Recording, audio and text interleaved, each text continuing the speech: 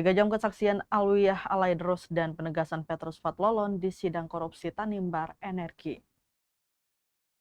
Alwiyah Fadlun Alaidrus diperiksa 3 jam di Pengadilan Tindak Pidana Korupsi pada Pengadilan Negeri Ambon. Pemeriksaan ini berlangsung sejak pukul 1:30 siang hingga 4:30 sore pada Kamis 12 Februari 2026. Ia diperiksa sebagai saksi dalam perkara dugaan korupsi dana penyertaan modal PT Tanimbar Energi 2020-2022.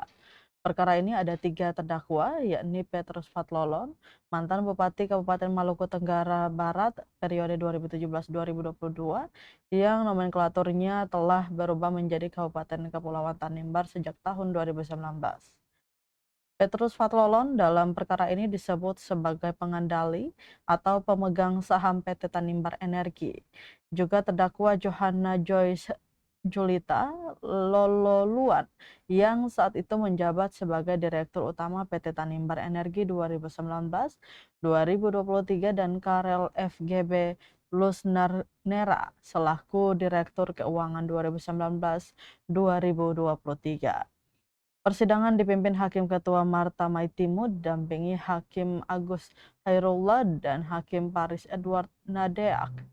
Masing-masing sebagai hakim anggota berlangsung di Pengadilan Tindak Pidana Korupsi pada Pengadilan Negeri Ambon. Dalam kapasitasnya dihadirkan sebagai saksi, Alwiyah Fadlun Alaidrus adalah Kepala Biro Hukum Pemprov Maluku.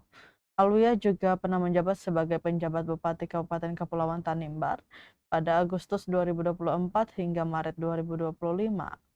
Di hadapan majelis hakim, Alwiyah menjelaskan bahwa pada 2021 saat masih menjabat sebagai Kepala Biro Hukum Pemprov Maluku, ia bersama ekonomi provinsi melakukan pengawasan ke Biro Ekonomi Kabupaten Kepulauan Tanimbar. Dalam pengawasan itu, pihaknya meminta dokumen-dokumen administrasi PT Tanimbar Energi, namun dokumen-dokumen penting yang seharusnya tersedia termaksud hasil audit tidak ditemukan.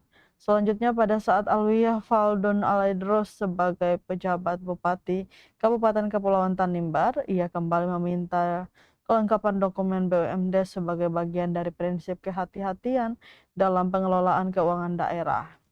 Mengingat saat itu diusulkan pencairan dana penyertaan modal, namun jawab yang diterima tetap sama, bahwa dokumen yang diminta tidak tersedia. Ia pula menjelaskan bahwa ketiadaan dokumen administrasi itu berdampak langsung pada proses pengajuan pencairan dana penyertaan modal.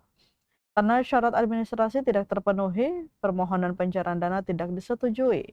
Kebijakan itu diambil dalam kapasitasnya sebagai pemegang saham PT Tanimbar Energi saat menjabat sebagai pejabat bupati guna memastikan setiap pengeluaran keuangan daerah tetap berada dalam koridor hukum dan administrasi yang berlaku. Sementara itu, Tribuners menanggapi pernyataan saksi Alwiyah Fadlun Alaidrus, terdakwa Petrus Fadlolon membantah tidak pernah menerima laporan hasil pengawasan sebagaimana disampaikan Alwiyah.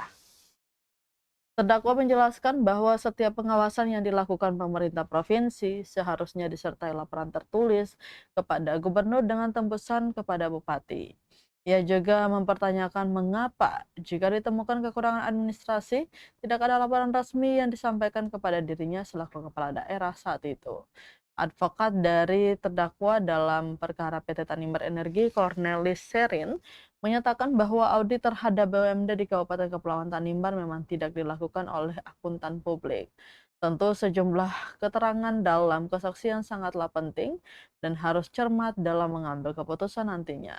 Mengingat pula perkara dugaan korupsi dana penyertaan modal PT Tanimbar Energi tahun anggaran 2020-2022 telah menjadi sorotan publik. Hal itu setelah kasus yang menyeret Petrus Fadlolon terkuak hingga ke Komisi 3 DPR RI dan disampaikan terdakwa bahwa kasus ini bukan murni dari penegak hukum, tapi bagian dari politisi, pemerasan 10 miliar hingga berujung pada kriminalisasi oleh oknum jaksa di Maluku. Yang bersangkutan sudah mengaku di persidangan sebelumnya dalam kasus SPPD fiktif yang mulia. Saya menyangka dulu yang mulia bahwa pernyataan yang bersangkutan tidak benar. Saya bilang pertanyaannya apa? Karena dari tadi dia...